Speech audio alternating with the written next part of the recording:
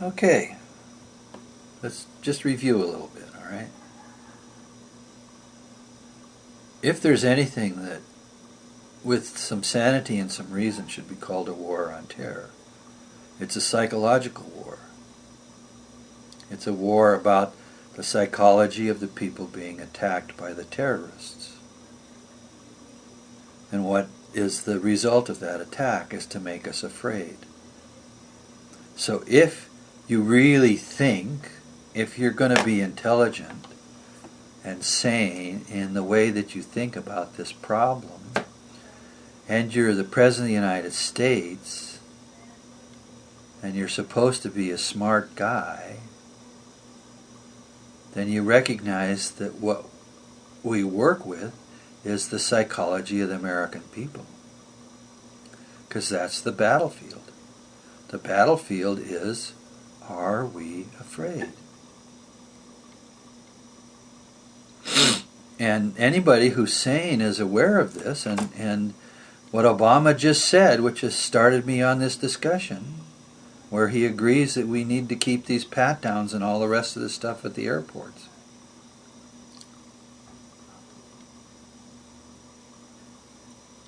He's codependent with the terrorists. He's symbiotic. I don't care whatever you say it is.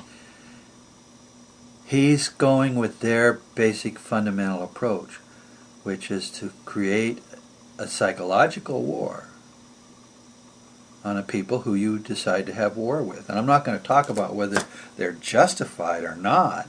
I'm just saying we have this kind of warfare, which is psychological, and our own government is helping the terrorists. Well, how are they doing this? Well, they've decided that the way to do this, in the name of protecting us from the terrorists' bombs, that is, they decided to ignore the fact that it's a psychological war and focus on what seems to be a physical war. And the physical element of the war is if they can get a bomb on an airplane. So, or next, Napolitano has been saying, we're going to be doing the trains next and who knows what else. And we'll get to what this all means, but let's just think through the whole idea of the psychological part of this, okay? The government's ignoring the fact that the war is really psychological. They're taking the side of the terrorists by acting in such a way that they're encouraging us to be afraid. So when we travel in the United States, we have to go through pat-down and x-rays because we're told this is the best way to make us secure against what a bomber does. Now, of course, we aren't secure by this means against the psychological war that's actually the heart of what's being done. And if you talk to people who are experts in the field of what you might say thinking like the terrorists, they will tell you that they can get bombs on planes, that nothing we're doing is going to stop that. So from that side of things, sort of even from the technical side of things, it ought to be clear to people that this stuff we're doing is not protecting us. Bombs can be put on planes by anybody who wants to get a bomb on a plane.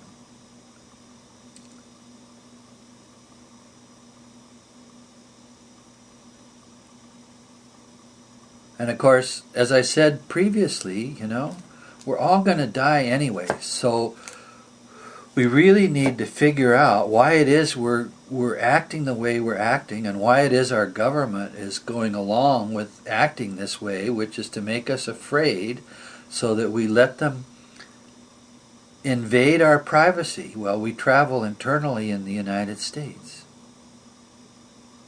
And when you think about that, and it's starting to be said, but it's worth going over again to really think this through. Because this is what Obama has just put himself behind. And don't you think for a minute the Republicans are going to do any better. They're going to be worse. The government of the United States seems to be interested in having the American people be afraid. Now, why are they doing that? Well, it's hard to be sure, but if we look at history, we will know that one of the things that happens when a country heads towards fascism, and fascism is not something from the outside, it's a change in the way the country itself operates, in which there's a collusion between certain elements of the capitalist class and the government in order to have stricter control over what goes on inside the country. It's about dominance by a small group of the population inside the country. And one of the things that happens is heightened internal security. If you look at Italy or if you look at Germany, prior to the onset of World War II, you will find slow processes by which are instituted papers and checkpoints and travel restrictions and all this other kind of stuff. And it's all done in the name of external security, but it really doesn't have anything to do with external security. It has to do with getting the population to think that they are better off with these internal security procedures. So it's psychological warfare on the American people, conducted by the American government against the American people. Be afraid. Be afraid, be afraid. And by the way, while you're being afraid, we're going to more and more control how you can travel freely around this country. Well, why do they want to do this? What possible reason could our own government have for wanting us to be afraid? And let's go back through this now, okay?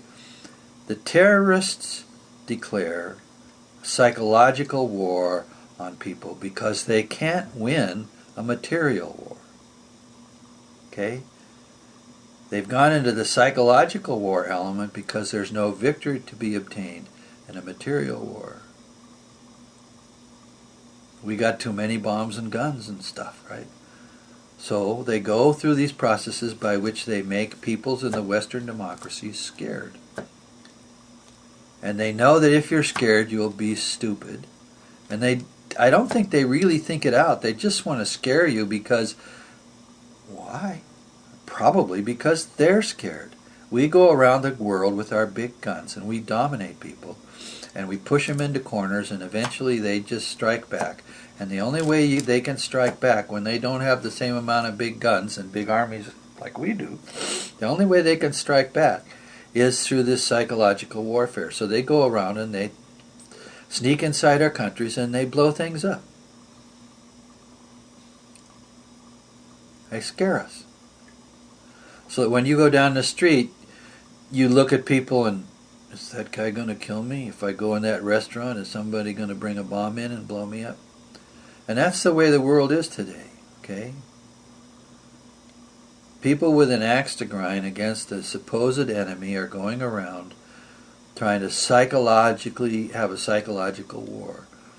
And in the United States and America, which has gone around the world and been very dominating, the people who don't like us have come back and said, well, we're going to scare you. A lot. And our government is going along with it. Why?